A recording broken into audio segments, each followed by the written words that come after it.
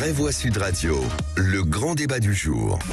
La trêve hivernale qui interdit toute expulsion de locataires. J'ai des squatters à la maison et ils ont changé les serrures. La loi Elan prévoit pourtant une exception pour les squatteurs. On s'absente 48 heures de la maison, des gens viennent squatter, tu fermes ta gueule. C'est la jurisprudence. Les propriétaires ont souvent toutes les peines du monde à récupérer leurs biens. Ils n'ont pas montré de titre de propriété, ils n'ont pas de quittance de loyer. J'ai toujours payé mes impôts, alors vous avez intérêt à me les sortir à coup de pompe dans le cul. Ils sont là depuis 3 jours, c'est trop tard maintenant. Propriété privée, pour la dame oui, mais pour les squatteurs non. Comme ça vous aimez bien ma maison, bah ça tombe bien, vous allez tous finir dans le jardin.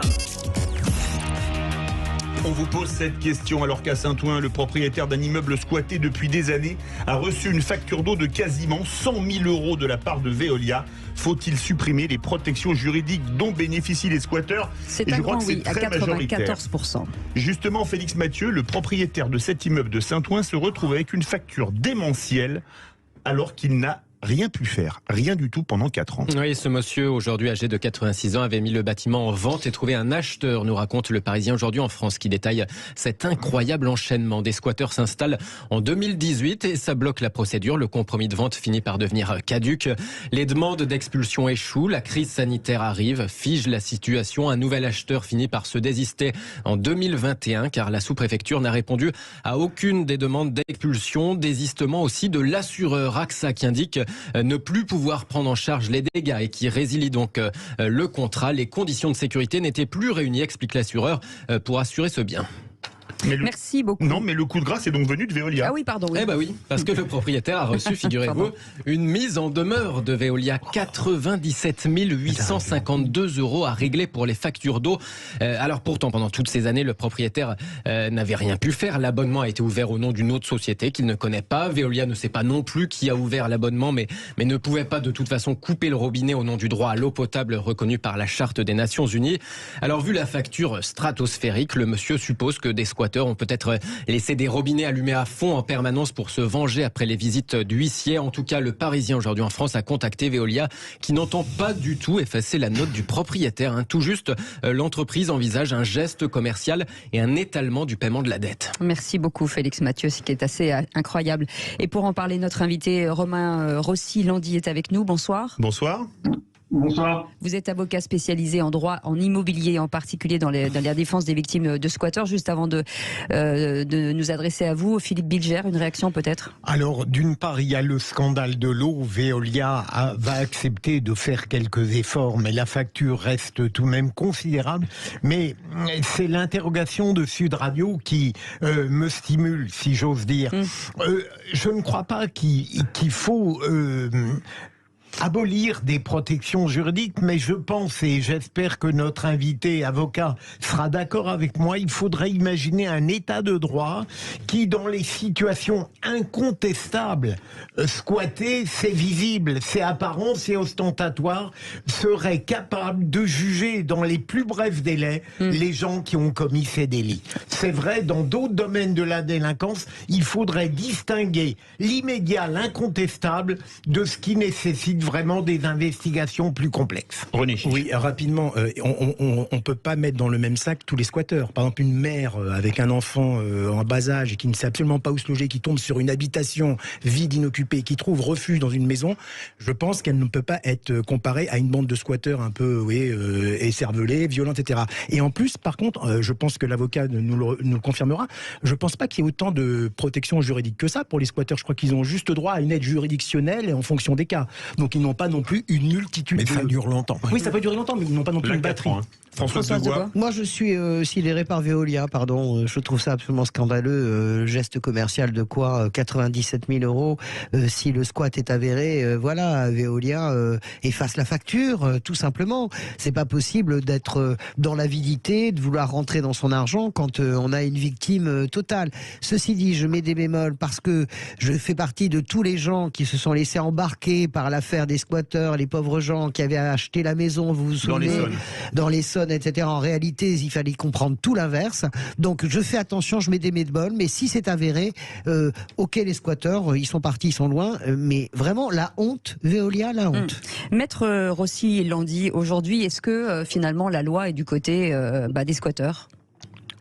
Alors, on en a souvent parlé, d'ailleurs sur votre antenne, les affaires de squat, je connais ça par cœur. Je ne suis pas du tout étonné, moi, par les délais. Malheureusement, je me bats aussi depuis longtemps pour dénoncer ces délais, parce que là, 4 ans pour expulser un squatteur, c'est pas normal.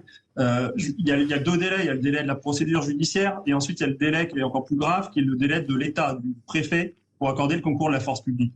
Et ce qui bloque dans ce dossier, qui est particulièrement scandaleux, puisqu'effectivement la réclamation de Veolia, ça pour le coup, je n'avais jamais vu ça, parce que d'habitude mes clients, moi, ils sont tellement contents de récupérer leur maison qu'après tout, la facture d'eau, c'est le cadet de leurs soucis. Mais si vous voulez, c'est le préfet qui est responsable de cette situation, parce que le préfet n'accorde pas le concours de la force publique.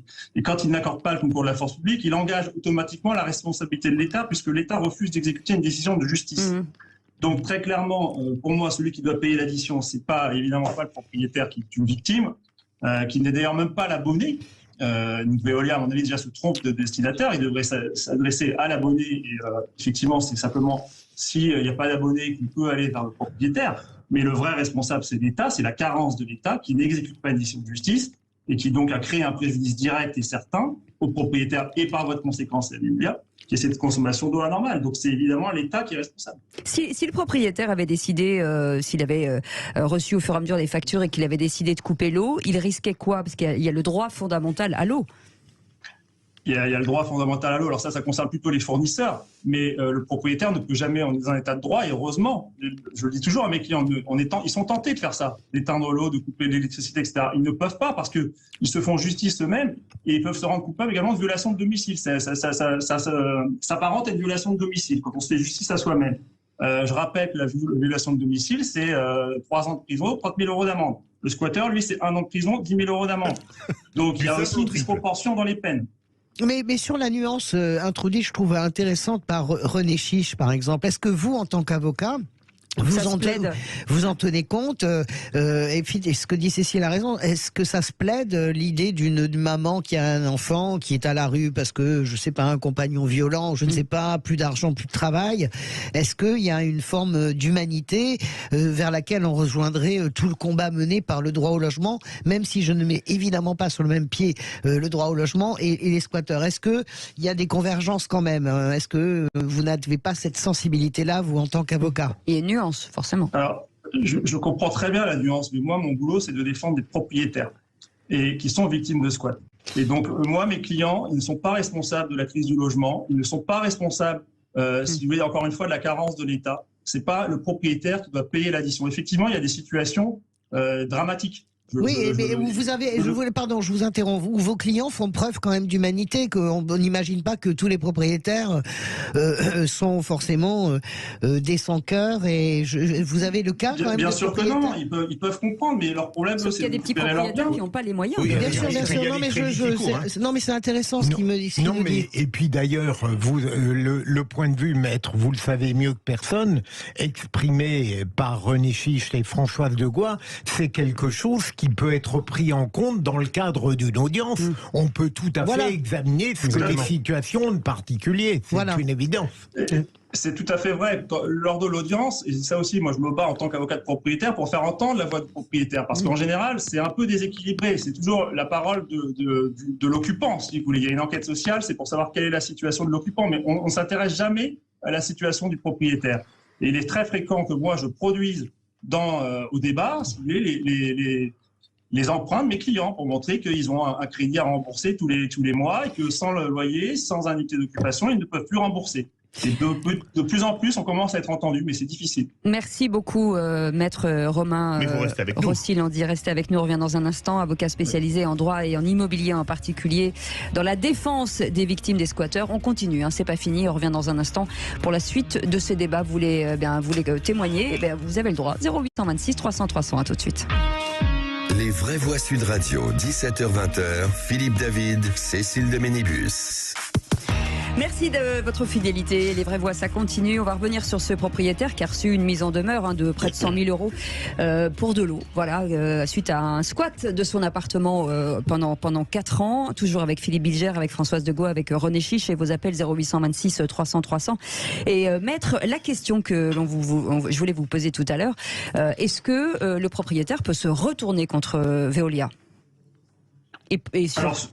En tout cas, il peut, à mon avis, contester la réclamation parce que il y a un premier. Moi, j'ai lu l'article du Parisien. Apparemment, les arriérés d'eau remontent à 2018 et il y a une prescription de 2 ans, si vous voulez, qui est prévue par le Code de la consommation quand un professionnel qui fournit un service réclame à un particulier, ce qui est le cas. Donc, à mon avis, déjà, il pourrait invoquer une prescription de 2 ans. C'est déjà une bonne idée de lui souffler. Oui, mais ça parce que il y a une partie des arriérés, excusez-moi, qui, à mon avis, couverte par la prescription. Ça, c'est la première observation. Est-ce que Veolia, de ne pas avoir alerté le propriétaire, est en faute? J'allais le dire, effectivement. Normalement, quand il y a une consommation anormale, il y a une obligation dans le code, je ne sais plus quel code, bref, qui prévoit que le fournisseur d'énergie ou d'eau doit prévenir effectivement le consommateur. Donc, effectivement, il y a aussi probablement une erreur. Et j'ai lu dans l'article du Parisien qu'ils avaient été prévenus qu'il y avait un squat. Donc, ça fait quand même beaucoup d'éléments, à mon avis, pour démontrer la bonne foi du propriétaire et pour éviter une condamnation. Il y aura un procès. Si jamais Veolia continue à réclamer les 200 000 euros, ils vont engager une procédure. Et ce propriétaire pourra se défendre. Il a des arguments à faire valoir. Eh ben, restez avec nous. 0826 300 300. Stéphane qui nous appelle de Bordeaux. Bonsoir, Stéphane. Bonsoir, Stéphane. Oui, bonsoir. Je voulais apporter mon témoignage sur un sujet un peu annexe des squats. C'était en fait tous ces logements qui sont mis en location à des personnes en difficulté et qui ont pu bénéficier de subventions pour la remise en conformité, par exemple, et donc qui sont subventionnés à condition de louer à des loyers modérés, voire très modérés. Et donc le souci qu'on a, donc ça, je sors un peu de ces expériences, c'est que il y a encore 10 ans, il y avait des personnes avec des revenus faibles qui louaient ces logements, et il y a eu une dégringolade du type de personnes qu'on a en location, et cette fois-ci on a des personnes qui sont des personnes au RSA, qui sont plus du tout aptes à travailler, mais qui en plus sont pas aptes du tout ou très peu à remplir des dossiers, par exemple des dossiers de prise en charge CAF ou autre. Et donc cette dégradation fait qu'on se retrouve avec des locataires qui sont absolument, qui dégradent en fait les lieux. Et il n'y a absolument aucune prise en charge. C'est pas parce que vous êtes au RSA que vous dégradez les lieux. Hein, c'est pas ce que j'ai dit du tout. C'est-à-dire qu'il y avait effectivement des personnes qui sont au RSA et puis elles vont retrouver un travail ou pas. Mais il y a eu une dégradation du type de population et on se retrouve avec certaines personnes et c'est des locations qui se font dans une petite ville et il y a eu une explosion, c'est-à-dire en 10 ans une explosion de cette population. Et c'est des gens qui sont, c'est pas parce qu'ils sont au RSA, mais cette population. C'est juste parce qu'ils sont mal élevés, en fait, je pense. C'est pas qu'une, non, c'est qu'ils sont complètement à la rue et ils sont dans ce que par exemple des dossiers de la CAF, ils en sont plus capables. Donc il y a des assistantes sociales qui s'en chargent, mais pour un certain nombre d'entre eux, ils font même plus les démarches. Et le témoignage que j'apporte, c'est que dans ces cas-là, il y a une complète, abandon en fait des pouvoirs publics, c'est-à-dire que par exemple la CAF, le problème que ça pose, vous recevez directement de la CAF une partie du loyer, mais puisqu'elles font plus les démarches, elles vous coupent complètement vous déclarez qu'il n'y a plus de loyer, il n'y a plus rien qui est versé, donc la CAF coupe complètement les aides, donc vous recevez plus rien. De la même façon, si vous allez voir les assistantes sociales, elles ne vous aident pas en fait, parce qu'elles s'imaginent que vous êtes un marchand de sommeil ou des choses comme ça. Moi je sors de cette expérience où j'ai eu une personne qui m'a dégradé l'appartement, mais d'une façon incroyable. C'est une personne sans absolument aucune hygiène, donc on a eu des cafards, une invasion de cafards, mais à un point où c'est tout l'immeuble qui était devenu inhabitable en fait. Et donc j'ai demandé à la mairie de faire quelque chose, ils sont désengagés parce que c'était pas de leur responsabilité. Et finalement, il a fallu, c'est 1 an et demi pour que l'ARS intervienne. Et c'était trop tard, c'est-à-dire que cette chose-là, ça fait 1 an, et depuis, là, il y a toujours ces mauvaises odeurs, et voilà. Et vos loyers étaient réglés ou pas ? Non, ils sont pas réglés. Et puis ils sont pas réglés. Personne ne vous les règle. La cave a arrêté de vous les régler. La mairie, c'est pas leur sujet. Vous avez des organismes comme je sais plus le FIFPL ou c'est pas l'ADIL qui prend en charge, mais ils prennent en charge juste la différence entre ce que doit régler la CAF et votre loyer. Autrement dit, vous avez rien du tout en fait. Et il y a absolument aucune institution qui s'occupe de ça. C'est-à-dire qu'il y a eu c'est des personnes avant, je pense, qui étaient prises en charge pour certains services de l'État, et maintenant c'est le petit propriétaire qui pensait pouvoir faire cette chose-là, mais la charge de travail et les responsabilités sont trop importantes. Il n'y a personne vraiment pour vous aider dans ce type de situation. Maître, est-ce que c'est un sujet, analogue? Est-ce que on est un peu dans la même catégorie ou pas du tout? Non, on n'est pas dans la même catégorie du tout parce que le squatter, c'est quelqu'un qui rentre chez vous par effraction. Donc j'insiste, on n'est pas du tout, c'est pas le cas d'un locataire, même un locataire mauvais payeur. En revanche, là où je vous rejoins, monsieur, c'est que c'est le même parcours du combattant pour le propriétaire. C'est la même solitude que le propriétaire victime de squat. Moi, je fais aussi beaucoup de dossiers C'est un parcours du combattant, une procédure d'expulsion pour loyer impayé. Je vous ai dit, ça peut durer 2 ans, 2 ans et demi. Donc, en plus, là, vous avez eu de la chance, monsieur, parce que si l'ARS était venue, elle aurait pu constater que le logement était indécent et prendre un arrêté d'insalubrité à votre encontre. Ce qui aurait permis à vos locataires de ne plus payer aucun loyer pendant des années.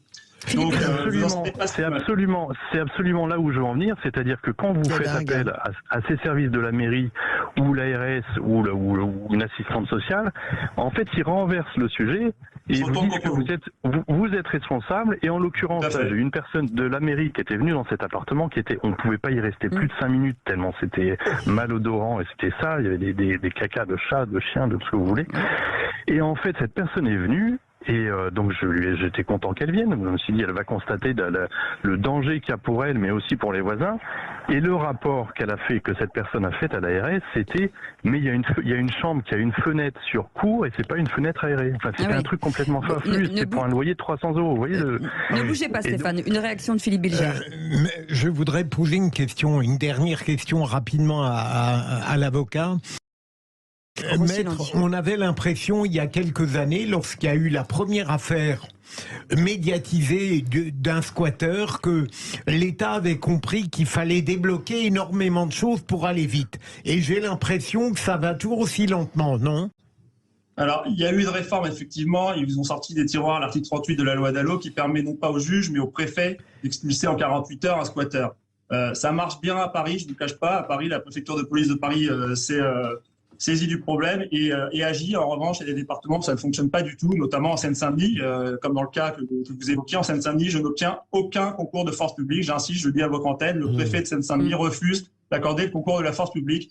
Que ça fasse 6 mois, 1 an, 2 ans, 3 ans, il n'y a pas de concours de force publique à Saint-Denis. Donc il faut que les propriétaires fassent des recours indemnitaires contre l'État pour que ce soit l'État qui paye l'addition. Rapidement, Françoise Degouin. Je suis de tout cœur avec vous, monsieur, au téléphone, Stéphane, parce que je suis très touché par votre témoignage, en réalité, et j'apprécie ce que vous dites, et je comprends à quel point ça peut être insultant pour vous quand vous allez voir les services sociaux et qu'on vous regarde d'abord comme un marchand de sommeil. Oui. Et ça, c'est vrai que le trafic sur la misère du logement humain est très important, trafic d'hôtels, trafic d'appartements, mais évidemment, là encore, c'est pareil, le bon grain de livret, donc je vous dis grand courage à vous, monsieur.